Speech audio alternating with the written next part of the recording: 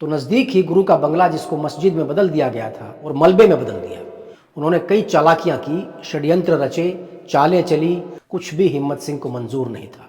दोनों भाइयों के बीच सुलह हो गई। खुद को तुरंत ढाल लेता था और बेहद धोखेबाज किस्म का आदमी था। कैथल के भाई देसू सिंह की सेना के खिलाफ लड़ते हुए मारा गया। रहीम दाद रोहिल्ला को हांसी और हिसार के इलाकों को खालसा से आज़ाद करवाने के लिए भेजा था। इससे दिल्ली की मुगल सरकार को कुछ खतरा महसूस हो रहा था। दिल्ली की सरकार कहीं ना कहीं हिली हुई थी।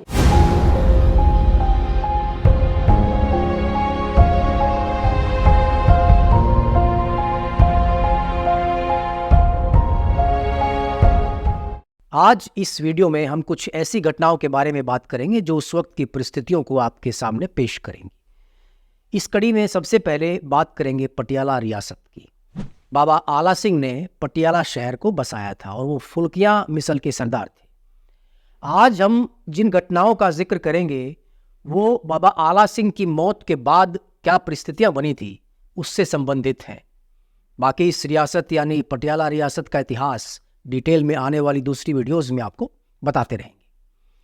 बाबा आला सिंह के सबसे बड़े बेटे भूमिया सिंह की एक ही बेटी थी और उनके दूसरे बेटे सरदूल सिंह, जिनका बाबा जी के जीवन काल में ही निधन हो गया था, उनकी 2 शादियां हुई थी और दोनों पत्नियों से उनके एक बेटे हुए, जिनके नाम थे अमर सिंह और हिम्मत सिंह। बाबा आला सिंह के उत्तराधिकारी के रूप में अमर सिंह पटियाला की गद्दी पर बैठे। उधर हिम्मत सिंह पटियाला की गद्दी का हकदार खुद को मानते थे, इसलिए गद्दी को पाने के लिए उन्होंने कई चालाकियां की, षड्यंत्र रचे, चालें चली, लेकिन सब फेल हो गई। हालांकि महाराजा अमर सिंह ने उनको अच्छी संपत्ति और धन वगैरह देकर राजी करने की कोशिश की, लेकिन पूरे पटियाला राज्य के सिंहासन से कम कुछ भी हिम्मत सिंह को मंजूर नहीं था। किताब 12 मिसला में एक घटना दर्ज है कि एक बार महाराजा अमर सिंह किसी सैनिक अभियान यानी किसी लड़ाई पर गए हुए थे, तो सुखदास सिंह के उकसावे पर हिम्मत सिंह ने पटियाला पर कब्जा कर इस विद्रोह के बाद खबर लगने पर सरदार जस्सा सिंह जी आलूवालिया और दूसरे कई सरदार महाराजा अमर सिंह जी की मदद के लिए वहां पहुंचे और कुछ प्रयासों के बाद दोनों भाइयों के बीच सुलह हो गई। लेकिन इसके कुछ ही दिन के बाद सन 1774 में कुंवर हिम्मत सिंह का निधन हो। मोहम्मद हसन लिखित तारीख पटियाला, ज्ञान सिंह की किताब राज खालसा और दस्तावेज 12 मिसला में इन बातों का जिक्र मिलता है। दोस्तों, पिछली वीडियो में हमने अब्दुल अहद खान के संबंध में आपको बताया था कि कैसे उसने मुगल बादशाह शाह आलम सेकंड की तरफ से कई सैनिक अभियान चलाए थे। आज थोड़ा सा उसका जिक्र फिर से कर लेते हैं और उसके अपने व्यक्तित्व और चरित्र को समझते हैं। अब्दुल अहद खान एक मीठा बोलने वाला आदमी था, जिसे हिंदी में मृदुभाषी भी कहा जाता है। वो किसी भी कंडीशन और मौके के अनुसार खुद को तुरंत ढाल लेता था और बेहद धोखेबाज किस्म का आदमी था। चापलूसी के जरिए ही उसने खुद को दिल्ली के उस वक्त के बादशाह शाह आलम का खास और विश्वास पात्र बना लिया था। वो बादशाह का विशेष दरबारी और खास दोस्त बन गया था। बादशाह के मंत्री शुजाउद्दौला जो अवध में रहते थे, दिल्ली में उनका काम भी अब्दुल अहद खान ही संभालता था। लखनऊ, अयोध्या, फैजाबाद, कानपुर, बलरामपुर, हरदोई, सुल्तानपुर, रायबरेली का ये पूरा इलाका अवध स्टेट कहलाता था उस वक्त। दोस्तों, अब्दुल अहद खान कोई बहादुर योद्धा नहीं था। सिर्फ चापलूसी और मक्खनबाजी के दम पर ही वो इतना समृद्ध और अच्छे ओहदों तक पहुंचा था। मीर बख्शी मिर्जा नजफ के साथ उसके संबंध अच्छे नहीं थे। मिर्जा नजफ को बख्शी उल ममालिक के स्थान पर नियुक्त किया गया था और इसीलिए वो ज़बीता खान को अपना चापलूस बनाकर मिर्जा नजफ के खिलाफ यूज़ करना चाहता था, लेकिन ज़बीता खान उसके लिए नहीं माना। तो अब्दुल अहद ने अपने खुद के भाई अब्दुल कासिम खान को ज़बीता खान की जगह नियुक्त कर दिया और उसको ज़बीता खान पर हमला करने का हुक्म दिया। ये हमने आपको बताया था वीडियो में। मालवा के सिंघों ने ज़बीता खान की मदद की और 4 मार्च 1776 को अब्दुल कासिम कैथल के भाई देसू सिंह की सेना के खिलाफ लड़ते हुए मारा गया। इसीलिए अब्दुल अहद मालवा के सिख सरदारों के खून का प्यासा हो गया था।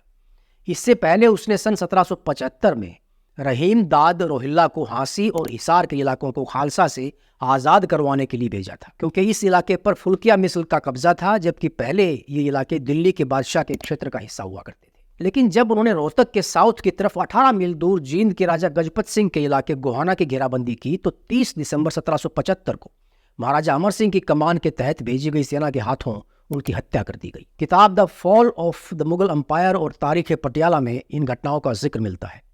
इसी वजह से अब्दुल अहद खान सिंघों से नाराज था और उसका गुस्सा तब और ज़्यादा बढ़ गया जब सिंघों ने ज़बीता खान को शरण दी और अब्दुल कासिम को मार डाला। तो अब वो सिखों की बढ़ती हुई शक्ति और दिल्ली की तरफ उनकी प्रोग्रेस को नेस्तनाबूद करने के मौके की तलाश में था। अब देखिए साल 1778 के आते आते चारों तरफ परिस्थितियां क्या बन गई थी। ज़बीता खान की हालत बिल्कुल ख़राब हो चुकी थी, वो एक तरह से निर्जीव हालत में था। तो रोहिल्लाओं का सफाया हो चुका था। भरतपुर के जाट और मछोरी के राव प्रताप सिंह कमज़ोर हो चुके थे। मराठे अंग्रेज़ों के साथ उलझे हुए थे और ज़िंदगी और मौत की लड़ाई लड़ रहे थे। कुल मिलाकर अब दिल्ली के शासकों के लिए खतरे कम हो गए थे।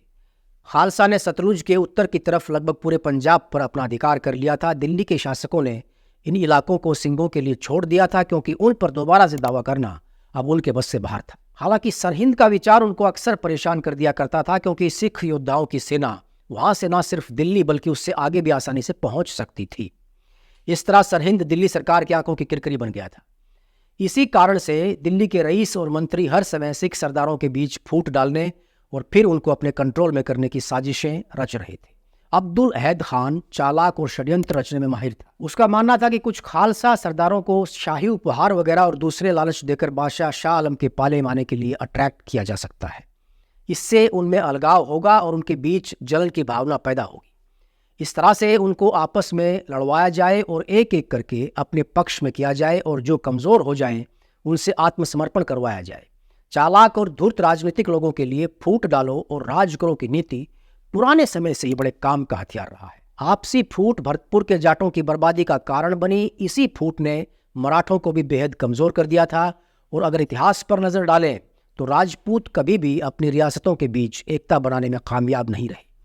और अब इसी अंदरूनी फूट के कीटाणु सिंघों के अंदर भी दिखाई दे रहे थे। अब्दुल अहद खान इस शतरंज के खेल में एक अनुभवी खिलाड़ी था, इसलिए उसने इस दिशा में एक अहम कदम उठाने का फैसला किया। सितंबर 1778 की बात है। खालसा दल के कुछ सरदार दिल्ली के साउथ वेस्ट की तरफ शालीमार गार्डन के आसपास अपना डेरा डाले हुए थे। इससे दिल्ली की मुगल सरकार को कुछ खतरा महसूस हो रहा था। इसलिए अब्दुल अहद खान ने सिंघों के दोस्तों और रिश्तेदारों के जरिए से उनकी चापलूसी करना शुरू कर दिया। 23 सितंबर को उन्होंने अपने एक डिप्लोमेट बहराम कुली खान को श्री साहेब सिंह कंदे, करम सिंह शहीद और दूसरे लोगों से मिलने और उनका स्वागत करने के लिए भेजा। फिर 29 सितंबर को अब्दुल अहद खान याकूब अली खान के बगीचे में पर्सनली सिंघों से जाकर मिला और बादशाह की तरफ से उनको कई कीमती तोहफों से नवाजा। डॉक्टर गंडा सिंह अपनी किताब सरदार जस्सा सिंह आलूवालिया में कहते हैं कि उस साल दशहरा 1 अक्टूबर को था। सिंघों ने इन सारी परिस्थितियों को देखते हुए अंदाजा लगाया कि दिल्ली की सरकार कहीं ना कहीं हिली हुई थी। और उसी वक्त जब रकाबगंज के पास एक खुले मैदान में दशहरा मनाया जा रहा था, तो नज़दीक ही गुरु का बंगला, जिसको मस्जिद में बदल दिया गया था, सिंघों ने उसको तहस नहस कर दिया और मलबे में बदल दिया। अब्दुल अहद खान ने इसका कोई विरोध नहीं किया और सहनशीलता दिखाई। लेकिन इसके कुछ वक्त बाद ही बादशाह को जयपुर जाना पड़ा। इसलिए सन 1779 के अंत तक अहद खान सिखों के खिलाफ धोखेबाजी और चतुराई भरी योजनाओं को तैयार करने के अलावा कुछ नहीं कर पाया।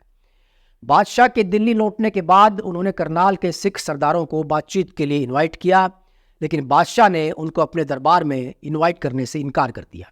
इसी दौरान पटियाला के महाराजा अमर सिंह ने अब्दुल अहद खान को कई गिफ्ट भिजवाए।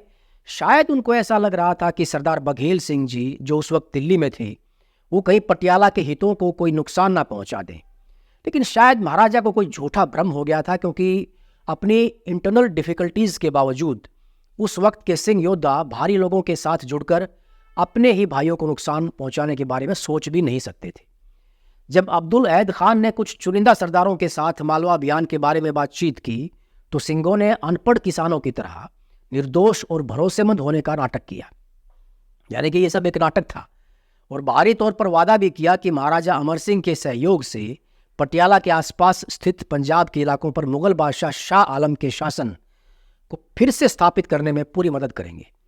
इतना ही नहीं, उन्होंने अपने वायदों और मीठी बातों से अब्दुल अहद खान के दिल में लाहौर और मुल्तान को भी जीतने की उम्मीद और सपना जगा दिया। दरअसल ये दोनों पक्षों की ओर से एक दूसरे को फंसाने और ख़त्म करने की शतरंजी चालें थी। यहाँ पर दोनों की डिप्लोमेसी टकरा गई, जिनमें एक पक्ष का नेतृत्व कश्मीरी अब्दुल अहद खान कर रहा था। अब्दुल अहद खान कश्मीरी था, तो दूसरी पार्टी का नेतृत्व झाबलिया जाट सरदार बघेल सिंह कर रहे थे। अहद खान कायर तो था ही, बाद में उसकी छुपकर दुश्मनी निभाने, विश्वासघात और कायरतापूर्ण स्वार्थी नीति ने उसको मूर्ख भी सिद्ध कर दिया। वो सरदार बघेल सिंह की रणनीति के जाल में फंस गया था। इतिहासकार जदुराज सरकार के मुताबिक उस बूढ़े और मूर्ख यानी अब्दुल अहद खान ने मछली पकड़ने के लिए चारे के रूप में कांटे समेत लटकाए गए मांस के निवाले को गटक लिया था और वो उसके गले में अटक गया।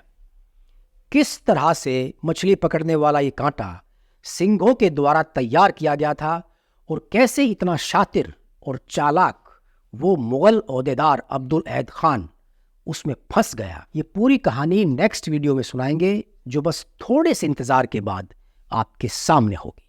धन्यवाद, नमस्कार।